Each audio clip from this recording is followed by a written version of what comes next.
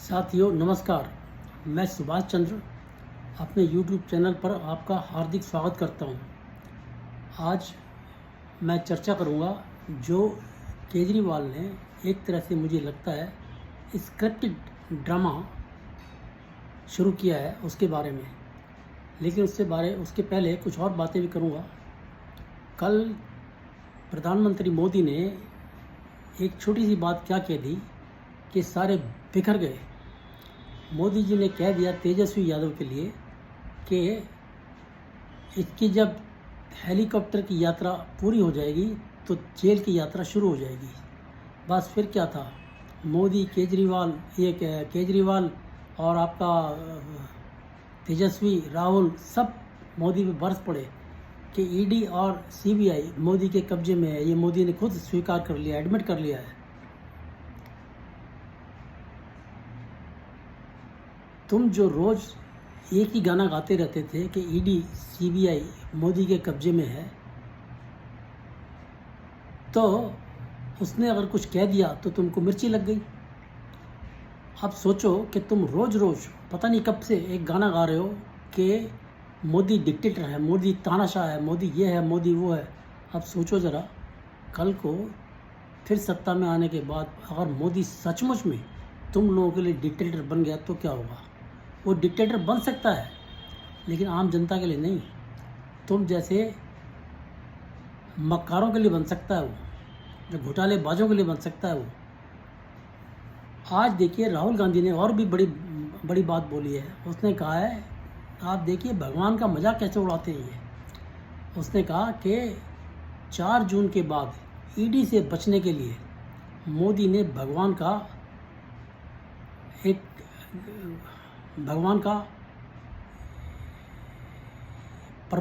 परमात्मा वाली कहानी गढ़ दी है।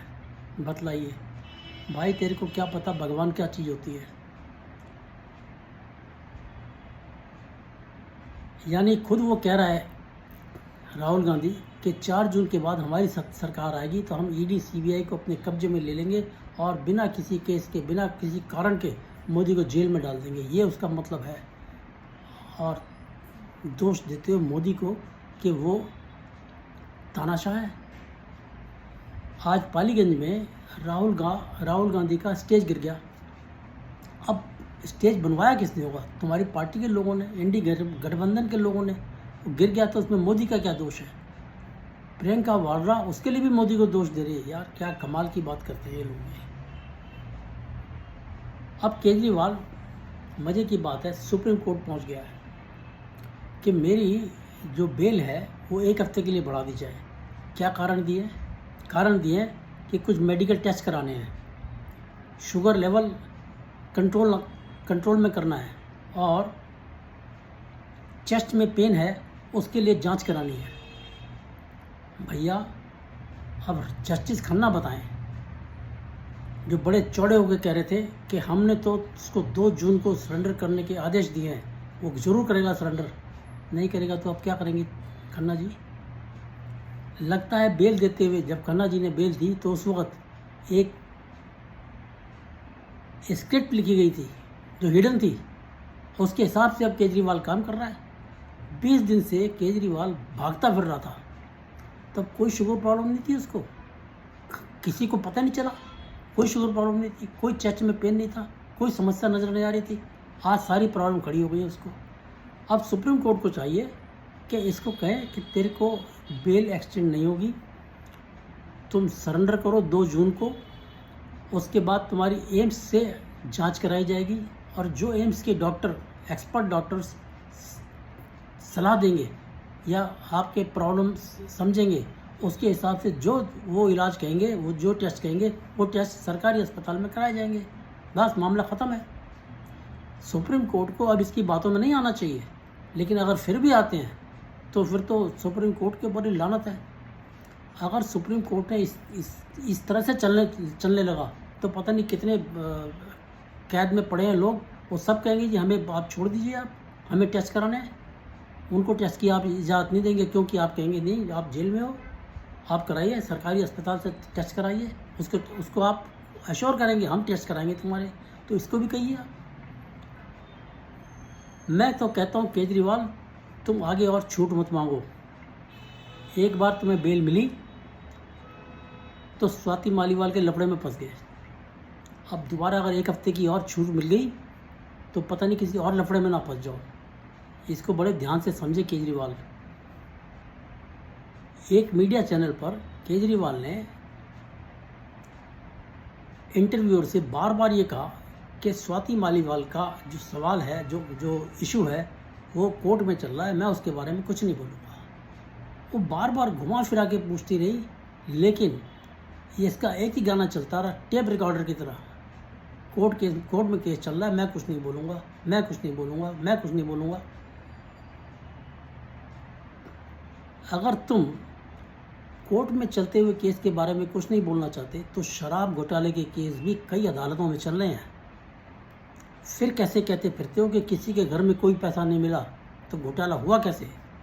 बताइए। आप उस मामले में कोर्ट में चलते हुए केस पे बोलना चाहते हैं, लेकिन मालीवाल के लिए नहीं बोलना चाहते। वैसे कहते फिरते हो कि मुझे और अन्य निर्दोषों को जेल में कैसे डाल दिया, जबकि हाई कोर्ट में तुम गए थे और तुमने कहा था कि मेरी गिरफ्तारी पर रोक लगा दो और मैं ईडी के सामने हाजिर होने के लिए तैयार हूँ। कोर्ट ने आपकी गिरफ्तारी पर रोक नहीं लगाई और ईडी को जब उनकी तरफ से, कोर्ट की तरफ से छूट मिल गई तो ईडी ने आपको गिरफ्तार कर लिया। तो गिरफ्तारी किसने की? कोर्ट के आदेश पे हुई है। कोई मोदी ने गिरफ्तारी नहीं कराई आपकी, जो आप हर बार ढोल पीटते हो कि मोदी ने हमारे साथ ये किया, मोदी ने हमारे साथ ये किया, मोदी ने गिरफ्तार करा दिया। मोदी क्यों गिरफ्तार करेगा? तुम्हारी बेल पहले हाई कोर्ट ने रिजेक्ट की थी, मोदी ने रिजेक्ट नहीं की थी। मोदी कौन होता है रिजेक्ट करने वाला? फिर तुम सुप्रीम कोर्ट गए हो। अब स्वाति मालीवाल कह रही है कि उसके फ्रेंड्स को आम आदमी पार्टी के लोग फ़ोन कर के कह रहे हैं कि स्वाति के कोई पर्सनल वीडियोस और कोई पर्सनल फ़ोटोग्राफ्स हों तो हमें दीजिए। मतलब साफ है कि उन वीडियोस को, उन फ़ोटोज़ को मॉर्फिंग करके उनको मिसयूज़ करना है। स्वाति मालीवाल कहती हैं कि मुझे नहीं पता था कि ये लोग इतने भी गिर सकते हैं। मैं स्वाति की बात से एग्री नहीं करता हूँ वैसे। क्यों? स्वाति मालीवाल इनके साथ 20 साल से काम कर रही है। उसको तो पता होना चाहिए कि उसको तो इनकी रग रग से वाकिफ़ होना चाहिए। उसको पता होना चाहिए कि ये किस किस्म के लोग हैं।